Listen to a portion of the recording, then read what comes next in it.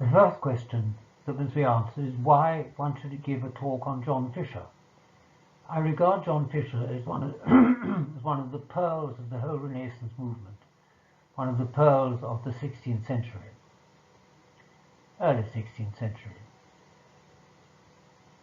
And I think it's worth getting to know him. He was born at Beverley, so he was a Yorkshireman, in 1469, and this slide shows the three focuses of his life. On the left, the main street of Northallerton, a rather later drawing than John Fisher himself. He was vicar of Northallerton for 3 years, and there is the main street of Northallerton. He was born in 1469 and went up to Cambridge, age 15, and there on the top right is a photograph of Cambridge College, pretty well as it was when he went up. He got his MA in 1491, when he was just 22, quite early. Then he went up to Northallerton, and after 3 or 4 years there, went back to Cambridge, was summoned back to Cambridge to be proctor. The proctor is the disciplinarian manager of the university, and arranges most things at the university, how the place actually works.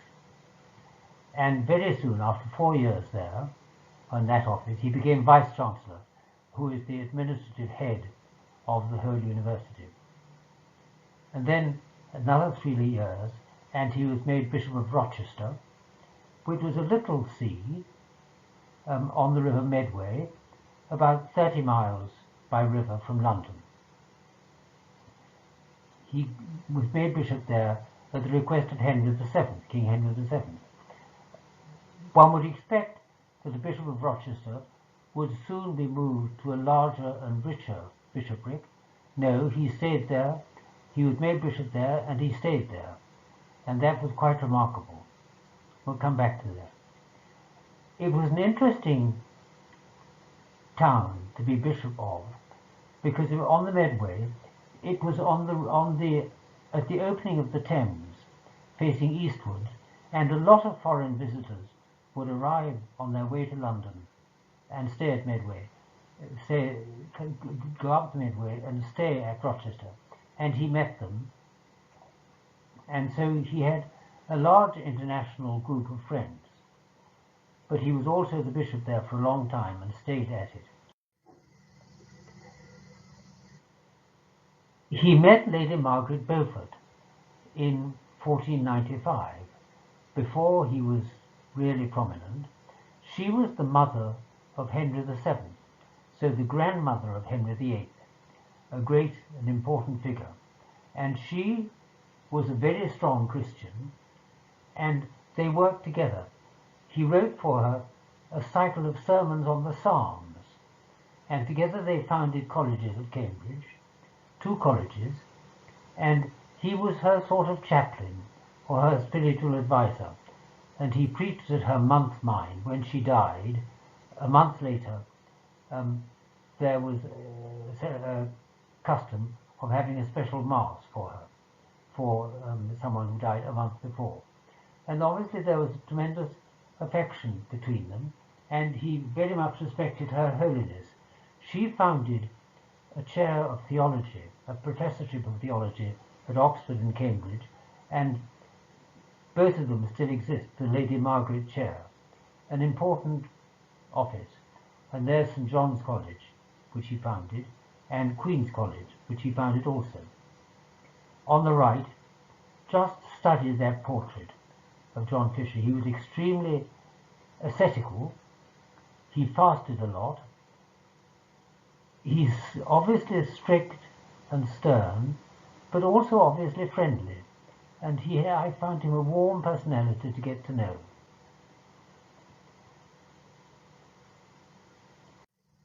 Now to look at the different spheres of activity.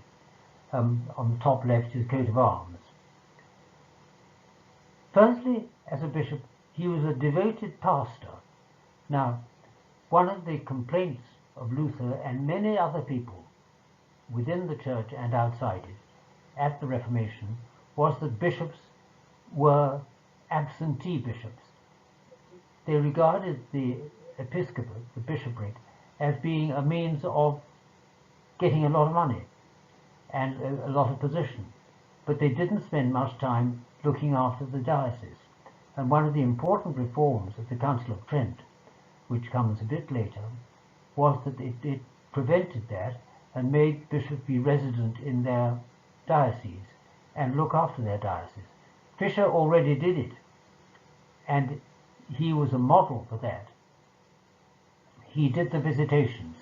Every parish and every church institution has a visitation every 4 years, and the superior goes and looks through it and checks it out. And he did that himself. Many bishops left it to subordinates to do that. He was always there at the ordinations, the annual ordinations of priests. He visited the sick, and just below that there's a picture, a Bruegel picture of life at that time in a late medieval village. He visited the sick, and there's a story of one time when he went to visit an old lady who was sick in bed, and stayed there 3 hours looking after her, chatting to her and comforting her.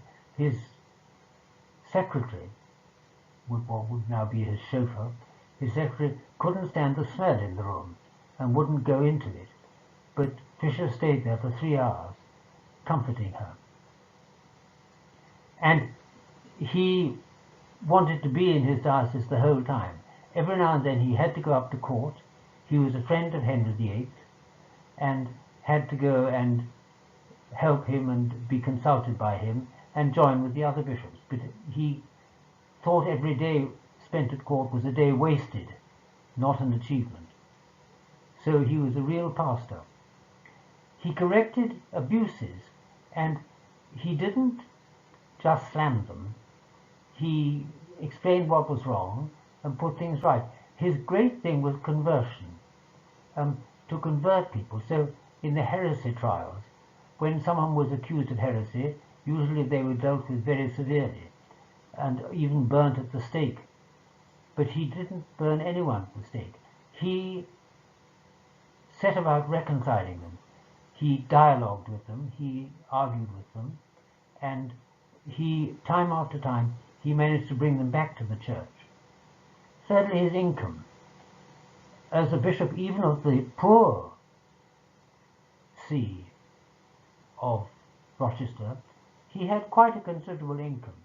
He gave 1/3 of it to the colleges to Cambridge, 1/3 he gave to the poor, and only 1/3 did he spend on himself. His sermons are wonderful. His great move was to induce a change of heart, to induce devotion and forgiveness. He didn't condemn the sinner, he brought the sinner back. He said prayer is like clinging to a rope while you're suspended over a pit. So prayer you've got to do. And he talked about the pains of purgatory. His chief aim was to spare people from purgatory, to bring them back to the church, to serve the Lord. And at the bottom, a remark of the French ambassador. He was the most holy and learned prelate in Christendom. And I think that seems to me to be well deserved. Another reason which I find very attractive about Fisher, he was an important scholar. He is said to have the best private library in Christendom, 2 long galleries of books. Now there are this sort of books. They're not paperback books. They're big, solid tomes. And on the top one, you can see a chain. Really valuable books were worth chaining to the shelf. And one of those is chained to the shelf. His learning was terrific. He quotes 300 different texts. Classical, that is the Greek and Latin classics, which were coming back into fashion at that time. The patristics, the fathers of the church. The scholastic, that is the Aristotelian, Christian Aristotelian scholars like Thomas Aquinas. and he read them all. He introduced the study of Greek to Cambridge. At that time, the standard Bible was Latin, and the standard language of learning was Latin. He saw that Greek was important. He was convinced of this by Erasmus, one of the greatest scholars of the age. And he invited Erasmus to stay with him and work with him for 3 years, and was introduced to Greek. Interestingly, Erasmus had been introduced to Greek by attending the lectures of John Collett, the Dean of St. Paul's in London, the founder of the School of St. Paul's in London, and who lectured on the Greek text of the New Testament. And Erasmus passed this knowledge on to Fisher, and Fisher started learning Greek, and then learning Hebrew in his 30s or 40s, and Hebrew isn't easy, especially for someone of that age. He speaks his passionate desire to learn Greek, and learned it so well that he was very soon correcting Erasmus's edition of the New Testament, the Greek New Testament. Erasmus complained that he spends too long in the library. He says, which to you is paradise. And he says that the air in the library is unhealthy. The windows are always closed, and you spend too much time there. But he did. He was a great friend of Thomas More as well. And Thomas More says he was unmatched in wisdom, language, and long-approved virtue. Again, as Chapuis, the French ambassador, his wisdom and his saintliness. And St. John's College, one of his colleges, still has Theophrastus's book, a classical work on De Plantis, on plants, and on Aristotle. So his books survive there. Erasmus himself speaks with incomparable holiness and knowledge. And one very interesting piece, his importance stands for the Greek Bible. The Old Testament was written in Hebrew, and some of it was written only in Greek, and it was all translated into Greek, which is the most important. And he thought that the Greek Bible was inspired as well as the Hebrew Bible being inspired. And that is a very interesting theory, which has come back in this century, really, that the Greek Bible is just as important as the Hebrew Bible. But he wasn't confined to church knowledge, to Christian knowledge. He founded a medical lectureship. So they learned medicine with Lineker, one of the greatest medics of the time. And his colleges taught logic, maths, Greek, and Hebrew, a pretty wide range of subjects. And he thought they were all important. So he was a Catholic scholar, a universal scholar. Now his importance as a theologian. You remember that in 1517, Luther, who's at the top left-hand corner, started the Reformation. And he started reform. He had two, I think, outstanding subjects of reform. The first was complaining about the wealth of bishops and the wealth of the Pope and the abuse of wealth. It was certainly justified that. And the second point was he objected to the idea of the use of indulgences to get people out of purgatory, and the use of indulgences as though they automatically forgave sin. However, we're not talking primarily about Luther. Anyway, in 1521, Luther was condemned by the papal bull, papal letter, Exsurge Domine, Arise, O Lord. And that condemned Luther's theology, his theology that only the scripture is necessary, sola scriptura, and sola fides, only faith is necessary, not doctrine, not even good works, and his attack on the primacy of the Pope. And Fisher's answer to this was very clear reasoning, and his tome against Luther ran into 20 editions in his lifetime, in Cologne in Germany, in Antwerp in Holland, Paris, France, and Venice, Italy, translated into Czech and Hungarian. So it was very widespread all over the continent. And he guided Henry VIII in his Henry's book Assertio Septem Sacramentorum, the assertion of the seven sacraments, against Luther. Luther held there were only two sacraments, baptism and the Eucharist. Henry VIII replied with a pamphlet on the seven sacraments. Who wrote this? Did Henry VIII write it himself? Well, he must have been helped, and Fisher was a very close friend of his, and probably helped a good deal in the writing of that. And if you look on any coin, a British coin, you will see it has, after the name of the Queen, Fid Def, or just FD, Fidei Defensor, Defender of the Faith. That's a title which Henry VIII was awarded by the Pope for the pamphlet, which was largely written by Fisher.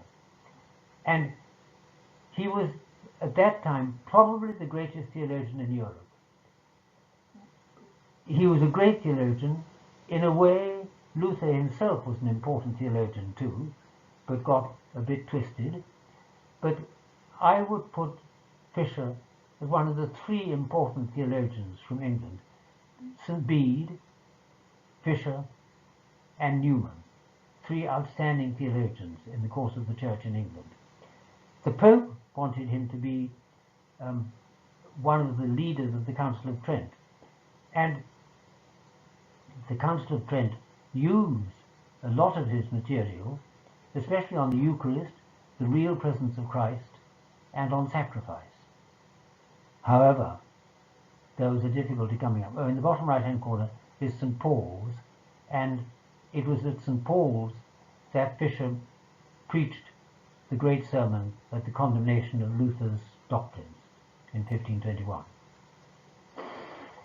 Then came the king's great matter. Could the king get rid of his wife, Catherine of Aragon?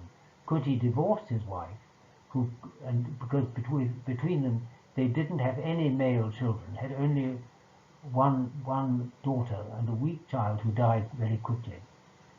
And Henry VIII wanted an heir, and he was also in love with Anne Boleyn. So he wanted a divorce from Catherine of Aragon. But the question was whether the first marriage could be dissolved. There's no such thing as divorce in the Church. There's only annulment. And Henry VIII began to claim that his marriage to Catherine of Aragon was a null marriage, was not a real marriage, because she had been married before to Henry's brother, who died, and it was only after the brother's death that Henry married her. And Henry claimed that in the Bible it says, "You shall not uncover the nakedness of your brother's wife." That is, you shouldn't go to bed with your brother's wife. Therefore, the Pope couldn't dispense him from marrying, dispense Catherine to marry him. That was the king's great matter, and everyone said that he was right. Henry VIII was a powerful and rich monarch, but he refused. Fisher refused to accept the seal, and he refused to sign the document that Henry VIII was the king, was the head of the Church of England. And he convinced people that Wolsey was wrong. Wolsey, Cardinal Wolsey, was the Chancellor at that time, Chancellor of the realm, Archbishop of York and Chancellor of the realm, and he went to Rome to get a dispensation for Henry to marry Anne Boleyn. You know the verse, "Old Mother Hubbard went to the cupboard to get her poor doggy a bone." But when he got there, the cupboard was bare, and so the poor doggy got none. The bone which Wolsey, old Mother Hubbard, went to fetch was the dispensation to marry, and it was refused. So when he got there, the cupboard was bare, and so the poor doggy got none. On the other hand, Fisher said, "Ego sum professor veritatis," I am the teacher of truth, with which we would now all agree. And he had the clarity and the determination, the only bishop in England who would not sign that Henry was head of the church. And he saw that the truth and the relevant passage of scripture was the levirate law, that if I marry and die without having a child, my nearest male relative must marry my widow. And Fisher pointed out that that was exactly what Henry VIII had done, so that Henry VIII, far from being forbidden to marry Catherine of Aragon, was in fact, by the biblical laws, forced to marry Catherine of Aragon, and he stood by that, whatever the cost. Now, this is in spite of his friendship with the king. He was, as I said, the king's own theologian. A little quotation. When the king came to London, the king called on my lord, that is, Bishop Fisher, as soon as he were come to his lodgings, and he talked lovingly with my lord, all the way between the palace and his chamber in the abbey.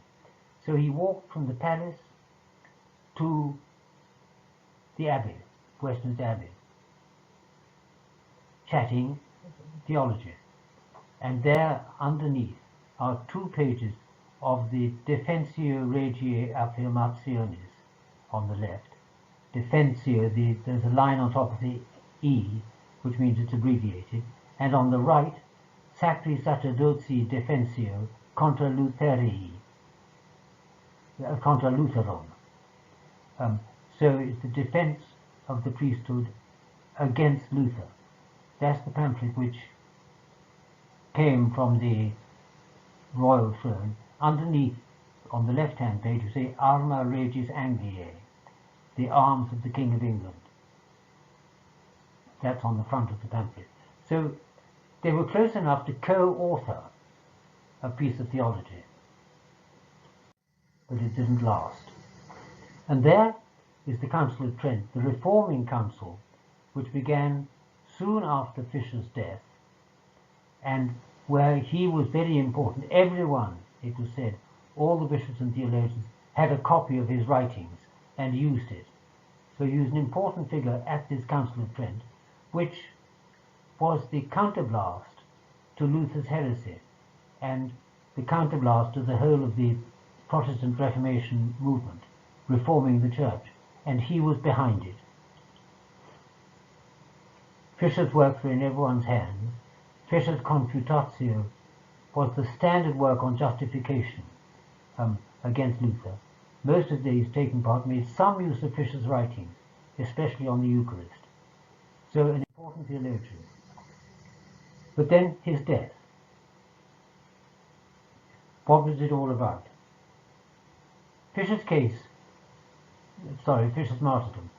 On the left is Henry, on the right is Catherine of Aragon, a saintly lady and the most important person, very tolerant and went through a lot. Now Fisher's case was that because of Leviticus 20:21, because of Leviticus 20:21, Henry maintained that he couldn't have a valid marriage to Catherine of Aragon. Fisher's case is, yes, it could be dispensed, and secondly, the Levirate law commands it. So he refused to sign that Henry was head of the church and that Henry could marry Anne Boleyn. He was tried in 1529 and the court reached no verdict. So another way had to be found. And in 1531 there was an attempt to poison Fisher. Henry VIII had no scruple about that sort of thing. In 1531 also, the bishops gave the king authority over the church. Fisher says insofar as is legal. So he qualified it and stayed on the right side of the law. In 1533, Henry married Anne Boleyn, and Fisher was put under house arrest. He had to be kept quiet. The next year, early in the year, he was sent to the Tower of London. All the English bishops, all the universities of Europe, Oxford and Cambridge, all were pressurized into agreement. Only Fisher and Moore stood out. 2 Cambridge dons fled abroad, and one was starved to death as a Carthusian in 1535. The Carthusians were arrested and left to die, and he starved to death in the prison. Henry VIII turned against Catherine of Aragon. She was very popular, and there were lots of pubs, such as the one on the right, lots of pubs called Queen Catherine Pub. That was forbidden. You were forbidden to use the name Queen Catherine. And as you can just see, that pub is called Cat and Fiddle. Cat and Fiddle, what an extraordinary combination. Well, that is a secret way of writing Caterina Fidelis, Catherine the Faithful. So they went on using the name in a clever way, calling the pub Cat and Fiddle instead of Caterina Fidelis. So there he was in the Tower, and he got weaker and weaker. He was getting pretty old by then, and was kept in very strict confinement, and he was so sick, he wrote, someone wrote, his body cannot bear the clothes on his back. That, I think, was the French ambassador who went to visit him. And he himself said, I have neither shirt nor sheet nor any other clothes that fit. Pretty grim. After a month in the Tower, the Pope created him a cardinal, because he was the most distinguished of European theologians, and the Pope wanted him to be one of the leaders of the council. Henry was furious, because Fisher alone had refused. And Henry said, okay, let the Pope make him a cardinal. We'll send his head to Rome to receive the cardinal's hat, or he can wear the hat on his shoulders. And again, Fisher refused the Act of Supremacy and was condemned for treason. On June the 17th, he was tried for treason and condemned. Then he had to be executed really quickly, because the 24th of June is the feast of John the Baptist. John Fisher and John the Baptist. So he had to be executed before that, in case there was an uprising in his favor. Henry reckoned there might well be riots in his favor. He was a popular person, well known, enormously respected. He went to his execution cheerfully, making jokes. He said to his jailer, prepare my dinner. If thou see me dead before, eat it thyself. And then he wanted to be dressed well. He said, I must be gay this day in honor of the marriage. He was so weak that he had to rest twice on the way to the block. And in the end he had to be carried in a chair. There were no wheelchairs invented. And there on the right you can see the place where the execution block was within the Tower of London. And on the left the execution block itself with the axe, and you can see where you put your chin, and you can imagine where the axe falls. So that is Fisher, a great man. And there's a quiz to see how much you remember.